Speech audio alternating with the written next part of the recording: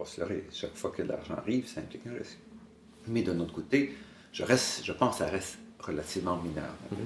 Parce qu'on parle d'universités qui ont des budgets d'un demi-milliard de dollars, de 800 millions de dollars par année. On a une industrie qui arrive, qui va financer un programme, qui va financer 3 chercheurs.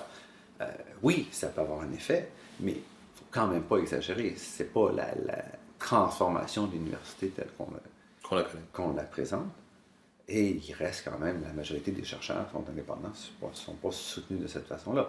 C'est certain que plus on coupe les fonds aux universités, plus les universités doivent, ce sont des industries qui doivent survivre, qui ont des services à donner. Il y a des gens qui veulent développer, qui veulent de l'argent pour faire leur recherche, qui veulent avoir des étudiants, des équipes et tout, et ça fait pression. On peut le faire de manière... Il faut s'assurer que les universités, quand elles négocient ça, se donnent l'indépendance nécessaire. Et ça, évidemment, ça dépend des universités, ça dépend de l'équipe en place. Donc, tout le monde n'a pas la même relation face à cet argent-là, cette capacité-là. Mais pour moi, ça me manque.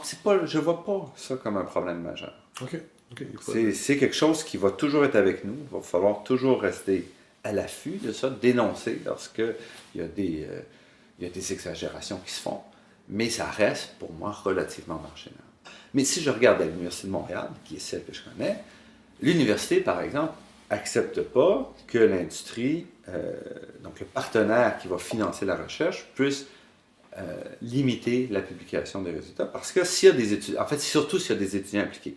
Parce que l'université, le rôle, c'est de protéger les étudiants. L'étudiant doit pouvoir faire son mémoire, sa thèse, il doit être capable de publier ses résultats parce qu'il doit être capable d'obtenir son diplôme.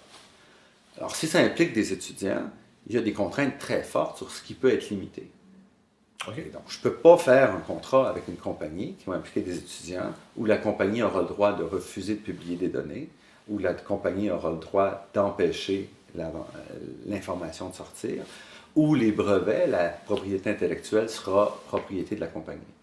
Je suis obligé, l'université interdit ce genre d'accord, où la propriété intellectuelle ne reste pas à l'université, par exemple. Mais ça, c'est uniquement quand il y a des étudiants impliqués ou est-ce que quand il n'y a pas d'étudiants impliqués? Propriété intellectuelle, c'est tout le temps, mais la question de publication et tout, quand il y a des étudiants impliqués, c'est beaucoup plus important. Parce que moi, comme professeur, si je ne publie pas sur un projet, j'ai d'autres choses qui me permettent d'avancer. Si j'ai un étudiant qui a fait 3, 4, 5 ans d'études sur un projet, puis à la fin, il ne peut rien sortir, bien, l'étudiant a perdu sa carrière. Oui, c'est ça. En tout cas, alors, c'est inacceptable. Et ça ne peut pas se passer. Donc, l'idée d'un doctorat où la soutenance de thèse va se faire et être confidentielle, c'est un mythe, c'est une légende urbaine. Ça n'existe pas, ça. Ça existe dans certains endroits, mais je dirais à l'Université de Montréal, ça ne se fait pas. Qui est vachement problématique, une thèse de doctorat qui va se faire. Absolument. J'ai vu des thèses ailleurs où il y avait 0 données dans la thèse. Ça, c'est... Wow! Parce que l'université ne favorise pas vraiment l'intervention du chercheur, de l'universitaire, dans la sphère publique, que ce soit comme expert ou comme intellectuel. C'est pas là qu'on regarde. Essentiellement, ce qu'on dit, c'est ce qui est important, c'est la production de savoir.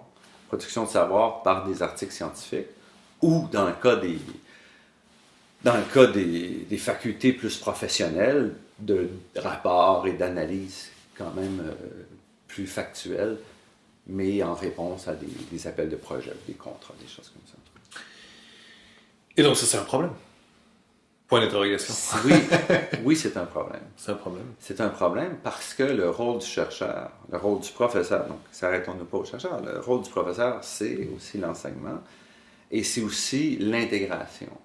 On est les mieux placés pour comprendre comment s'intègre le savoir qu'on développe dans une perspective plus large. Et c'est même, je dirais, un des aspects qu'on doit enseigner. Quand on arrive comme étudiant à la maîtrise ou au doctorat, on a souvent une vue extrêmement étroite de ce qu'on fait et on comprend la problématique de ce qu'on fait, mais on est incapable de l'inscrire dans la société, dans des enjeux plus larges de la société. Et c'est avec l'âge, avec l'expérience qu'on découvre et qu'on est capable de faire les liens. Or, ces liens-là, si nous, on n'est pas capable de les expliquer, ça veut dire qu'à mon avis, il y a une partie de notre travail qui n'est pas faite. Le problème, c'est que cet aspect-là est très difficile à évaluer. Comme on n'a pas d'outils d'évaluation, la meilleure façon, c'est d'ignorer.